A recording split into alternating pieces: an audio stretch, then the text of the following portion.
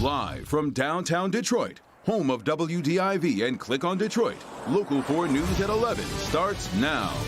His murder conviction was overturned nearly 2 years ago. Then his new trial delayed by COVID. I feel like I've been tortured and I've been suffering through these 2 years. A Macomb County inmate stuck waiting for his day in court. We're going to begin with Troy police releasing new dash cam video showing the moments the driver of this tanker truck lost control, slammed into a median, and caused an explosion that was seen for miles. Topping our news at 11, that truck was engulfed in flames almost immediately, but somehow the driver suffered just minor injuries. Really incredible. And tonight, work is underway to repair that stretch of I-75, but MDOT says it will be shut down through at least the morning rush hour. Tim Pamplin is live along I-75 with a night cam. Tim. Yeah, hi Kim, hi Devin. This is 75. Remediation crews out here now. Environmental cleanup is taking place right now along 75 at Big Beaver. The truck has gone. They just hauled that away from here, but the damage is done. First light in the morning, they're going to get out here and inspect this freeway. What an afternoon. Take a look.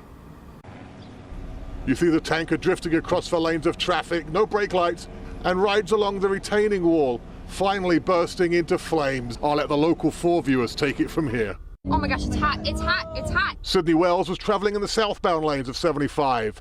Whoa. Joseph was in his office at the PNC Tower as the inferno grew. And Mary Van Mael was at the Troy Municipal Center as smoke and explosions filled the air. Troy firefighters quick on the scene, fighting the fire with a combination of water and foam. After the fire was out, the cleanup and assessment began from Drone 4. That's for northbound lanes on the bottom, southbound lanes on top. The driver of that rig, 46-year-old man from St. Clair, Michigan, was hauling 14,000 gallons of gasoline. He's said to be fine, walked away, few bumps and bruises, maybe a couple of burns. As for what was a brand new I-75, well, we could have to replace the pavement. There's just no doubt about it. A fire that hot is just going to really render that pavement brittle. Again, the driver suffered minor injuries, bumps, bruises, and a few burns, but he's expected to be okay as we take another look in real time as this devastation unfolds along I-75. So back out here live, you see on the center median wall there the tire marks as the vehicle made its way along the central median here, coming to stop right up there. We looked at it from Drone 4. Both sides of the freeway look severely damaged. Like I say, Rob Morosi, MDOT, will be out here first thing in the morning and have updates for us, so stay with us throughout the night. That is the scene right now in Troy. Back to you guys downtown. You bet. All right, Tim, our live coverage will continue tomorrow morning. We'll be out there bright and early to let you know if that stretch of I-75 reopens. If it's not, we'll have the best detour so you're not stuck in traffic in a critical part of the morning traffic picture in Metro Detroit. Local 4 News begins at 4:30 a.m. A man who was granted a new trial in 2019 has waited nearly 2 years for that trial to start. Terry Wilson was convicted of the murder of Willie Clark back in 2014.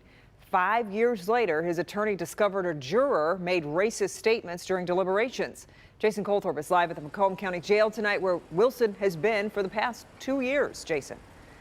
Yeah, Wilson was actually in court today arguing that he's been held in solitary confinement here at the jail past what's allowable. I asked him by phone tonight how hard it's been to wait for his day in court. I know I made a mistake, but I know I don't deserve to spend the rest of my life in prison. Terry Wilson doesn't deny killing Willie Clark at Prince Drury Park in Clinton Township in 2013, but he doesn't think it was murder. You know, I took a life. You know, it's sad, but I never acted with malice in my heart. My actions were never deliberately, you know. I was afraid for my life, and things just took a wrong turn. After he won an appeal in 2019, his new trial was slated to start in March of 2020, and then COVID hit, leaving him in limbo, or the Macomb County Jail, to be more accurate. Well, it's kind of hard on me I'm in the hole. I've been in the hole for over 21 months. I'm a diabetic. It's affecting my mental health and my health just in general. I could describe it, a roller coaster. The whole thing has been hard on his family, especially his mother, LaShonda, who is scared for the next trial, which is slated to start October 5th. She's worried about the jury again and would rather there be a plea deal. There was a life taken. He do deserve to be punished. I don't feel like he deserved to be spending the rest of his life in prison, but he should be punished. Now, I did have a conversation with Macomb County Prosecutor Pete Lucido today.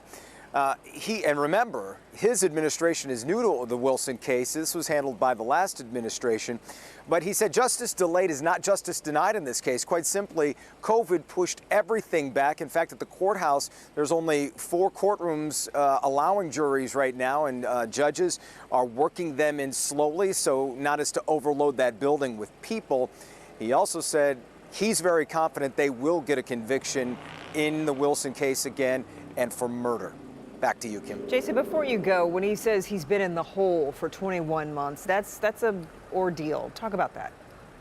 Yeah, he's referring to being in solitary confinement, which means you can only leave his cell or where he's being held for 1 hour a day. And he did do something, he did get in trouble to land that punishment. But he's talking about 21 months, which is why he filed the grievance, because the Macomb County handbook, if you will, says prisoners can only endure 60 days consecutively of that, but they're not going to find out the decision on that for quite a while. Yeah. We're going to keep tabs on this case, though, Kim. Okay, Jason, thanks. A wet start to the work week again, and we are not done with the showers again. And Ben, we could see storms tomorrow as well. Yeah, guys, the stuff today was light compared to what we've got coming tomorrow. It's going to be stronger. We're going to see higher temperatures. And unfortunately, we're going to get more humidity even before those thunderstorms start to show up. So let's take a look at Storm Tracker for tonight, because it's not completely dry. We had a couple showers around earlier. You can see there's some thunderstorms. They're already creeping there into parts of Lenawee County. So expect to see those at least at times. Those are closer to a warm front. You can see that storm that's down there west of Defiance, a little bit stronger than that line that we're looking at, or those cells that we're looking at that just crossed the border. So we'll keep an eye on this as we go forward. Not going to be a whole lot of activity tonight, but the real story is tomorrow. Once we get into the second half of Tuesday, especially into the afternoon, that's when the stronger storms start to move in, and there's a marginal risk for severe weather, at least for part of the area tomorrow. Anything that does show up should be gone by about 11 o'clock tomorrow night, and then we'll see another round even before the work week is done. So really, 3 out of the next 4 days, we're looking at the possibility of thunderstorms. We'll talk about how much rain's coming with that and just how glorious the weekend beyond looks. All that in just a few minutes, guys. All right, Ben.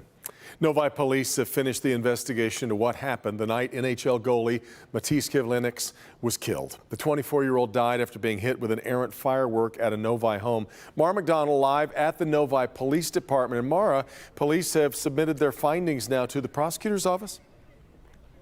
Devin, they sure have for review, but realize they are not asking for or recommending charges at this time. Let me show you. 24-year-old Kivlenieks was at the home of his goalie coach, former Red Wing Manny Legacy. There was a party at Legacy's home that night. His daughter had been married earlier in the day. Police say Kivlenieks was in the hot tub at the home when somehow a fireworks mortar tilted and fired at him. Fireworks misfire. Is he conscious and talking to you? Is he conscious and talking? He's conscious, he's conscious. Okay, hold on for a moment, ma'am. I'm going to put you through the paramedics, but don't hang up. Hold on. The cause of death from the Oakland County Medical Examiner's Office was chest trauma from the hit he took from that mortar. Police have said from the very beginning this was nothing but a terrible accident. Their final findings, submitted to the prosecutor for review, still finds that the death was accidental. Matisse Kivlenieks was a native of Latvia and had signed with the Columbus Blue Jackets as a free agent. He had played AHL hockey in the U.S. and worked his way up to the NHL. He's considered a national treasure in Latvia for his outstanding goaltending performance against Team Canada earlier this year. Back here live, if Novi police still believe this was accidental, why submit it to the prosecutor's office for review? Pretty simple. Another pair of eyes. We're live in Novi tonight. I'm Mara McDonald, Local 4. Okay, Mara. Tonight, the FDA is warning there may be an increased risk for a rare side effect linked to the Johnson & Johnson vaccine. There have been around 100 preliminary reports of the rare neurological disorder, Guillain-Barré syndrome. The disorder can cause muscle weakness and occasional paralysis. Most people fully recover from it. The CDC continues to insist the benefits of the vaccine outweigh the risks. Even if it ends up being real, it's still fewer than 1 in a million vaccine doses that end up with this syndrome. And there are around 3,000 to 5,000 people that get Guillain-Barré syndrome every year with or without vaccines. Also today, federal regulators met with Pfizer officials who presented data on the potential impact of a booster shot. Regulators say, though, more data is needed before deciding if a third shot. President Kamala Harris visited Detroit today. Her visit largely focused on encouraging more people to get vaccinated. On the issue of vaccinations, I'm very concerned in many parts of our country, including in Michigan, that we still have so many folks who have not been vaccinated. So the point of the trip also was to just remind people the vaccines are safe, they're free, and they'll save lives. The vice president called on Detroit to raise its vaccination rate, which is below 40%. Home while she was sleeping this morning. We have a surveillance picture of the suspect in this case. Police say this man entered a home on Oak Street just south of Forest Avenue about 10:30 this morning. A 37-year-old woman inside confronted the intruder after she woke. He then left the home and no one was hurt, but police are hoping someone recognizes the black hooded sweatshirt he was wearing. You can kind of see it here. It had a white deer skull logo on the front. Still ahead, a new push to stop swimmers from going into the water during unsafe conditions. What the DNR is proposing for swimmers who have ignored red flag warnings coming up.